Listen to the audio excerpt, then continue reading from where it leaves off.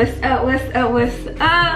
It's Omi and welcome back to my channel. If you're new here, I'm a graphic designer, creative director, and all around a 360 creative. Welcome. But before we get into anything though, make sure you subscribe and leave a like down below. Also, make sure to go ahead and follow my Instagram as well. Today, I want to talk to you guys about something that was very, very highly requested: contracts. Because everybody should have a contract in place, I believe, when working with a client, especially new clients. And these are very important for a number of reasons, not just for legal purposes, but for one, it gives both you and your client a firm foundation to stand on before you even get the project started. Not only that, but it definitely solidifies trust in y'all's relationship, because you're literally outlining what you're going to do for them. You explain literally what the whole process is basically going to look like so that your client's expectations are set. And I found that clients just feel more secure with a contract in place. On top of that, I feel like if you're trying to establish your business as a graphic designer, having contracts it makes you feel more legit, you know? It just makes you look more professional to your client, to yourself. You know, it makes it look like you know what you're doing, which sometimes I really didn't know what I was doing, but that contract, it just gave me a boost of confidence, you feel me? So with that being said, let's get into what to include in your contract. For one, you should always include your own branding, include your logos, include all that stuff, you feel me? Include your name, your business name, your business email, stuff like that. Make sure all of that's in there. But you also want to include your client's name, your client's business name, just whoever you're doing business with. And you also, of course, want to include the date that the agreement is to be sealed. So the date that y'all are planning to start this project, the date that you're sending the contract over, include that on there. Number two, you want to include the scope of work. What does that mean, Omi? Let's talk about it. You want to have a brief description of the project, and then you also want to have bullet points of deliverables to include. Like I said, this will literally outline everything for your client. It's right there in black and white, so that they have the expectations of what they're going to get. Concrete expectations of what they're going to get. And you can also take a minute to explain exactly what is included and what is not included in this project, because sometimes lines may be able to get blurred. People might think that they were getting this, but you never really said that they were going to get that, so they need to know exactly what they're getting. You also want to include exactly what files they're going to be getting, whether it's PDF, PNG, JPEG, all that kind of stuff. Include that in there. Next thing you need to include is an estimated timeline and milestones, okay? For me, I emphasize that this is an estimated timeline, because life happens. Deadlines are deadlines, but they're always not going to be concrete. Emphasize that the deadline is estimated, but also try to do your best to stick to that estimated timeline. Milestones. What do you mean by milestones? If it's a larger project, I found that it's easier to break it down in different stages.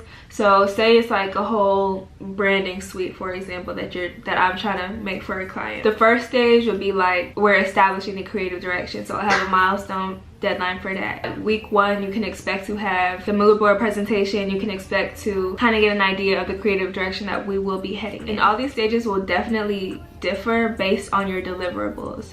If I'm also doing a website for them, that's going to be in the 5th stage of the project, once we've established everything else that you need to prior to developing a whole website, you feel me? Next, I want to talk about payment. This is where, you can disclose to them that, okay, I have a deposit, it's due now, or you have the deadline on when the deposit is due, and then you can tell them that the rest of the payment is going to also be due when everything has been cleared by the client, but before offboarding. Before you send all the files to them, you're gonna need that money, you feel me? So in the payment, you want to discuss, when the deposit's due, when the final payment's due. You want to discuss, obviously, the total cost of the entire project.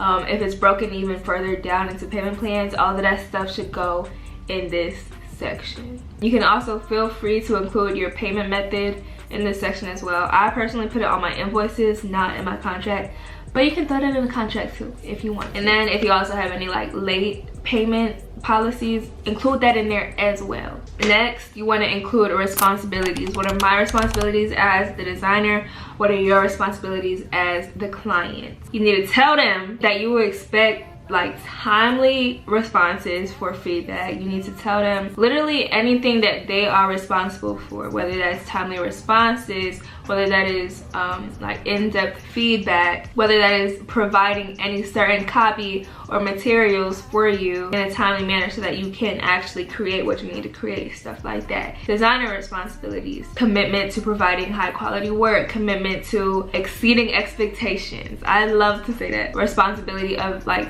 also timely communication. Also want to include ownership and usage rights. What does this mean? It means at the end of the project, the client has full usage rights of anything that I, the designer, have created.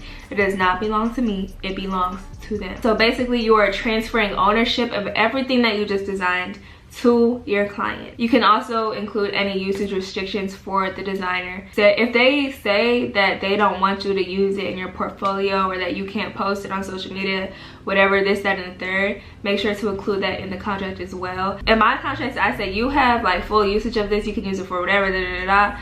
However, I have a right to include it in my portfolio, and I have a right to promote it on my social media, because social media is how I make money, you feel me? I'm gonna use what I just made for you on my social media so I can continue to make said money, you feel me? But if they got a problem with that, that's cool. I got the clients, that's cool. It don't need to be in there, but yeah. Number 8, you also need to include revisions. As much as we hate doing revisions, you need to include that. Have as many revisions as you are willing to do for this project. The lower the number, the less work you have to do, and the more money you can make, you feel me? All right, I personally include like 2 to 3 revisions, and any extra revisions you need to cough up some more money on, you feel me? Clients, they really don't understand that revisions themselves take a lot of time. Your clients don't know the creative like steps you took to get to that final draft that you're presenting to them, so they think small changes to that logo are small changes. Whole time you need to change the font, you need to re-customize the font, you need to literally rethink everything. So you should be getting paid for that extra creative brain power and time that it takes to actually make those changes. In this section, you need to include how many revisions they're getting, how much it's going to cost for extra revisions, and also like how they can request extra revisions. Number 9, you need a termination clause, baby. You do. You have to tell them the conditions in which they can terminate the contract, a notice of termination, like when you need to know that they're going to terminate the contract. You need to also indicate the consequences of terminating the contract, like you're not getting that deposit back, or payment for work completed up until the termination of the project, or you still have to pay the full amount of the money if you decide to terminate the contract, stuff like that, you feel me? Whatever your policies are going to be for that, include it in there. The 10th thing that you want to include is a confidentiality agreement if necessary. If you're working, you know, in some hush-hush business and they don't want you talking about it, you don't want them talking about it, whatever the case may be, you need to include that in there. Because sometimes, like, I work with bigger people, you know, you don't need to be talking about that stuff. You just need to shut your mouth and do the work that they asking for. You don't need to tell all your friends about it. Like, when you work with like bigger people, when you work with celebrities, that's how it can be. So they're gonna have that in their contract, also have it in your contract, just so you know. That is pretty much everything that you need for your contracts. If you do want a template of everything that I discussed, or if you want the exact contract that I use, it is available on my website for purchase and download. The link is down in my bio. If this video was helpful to you guys in any way, shape, or form, make sure to follow the Instagram as well. Like, comment, and subscribe down below to join the homies. I think I'm pretty cool. I'm fun to be around. So I really hope y'all hang around.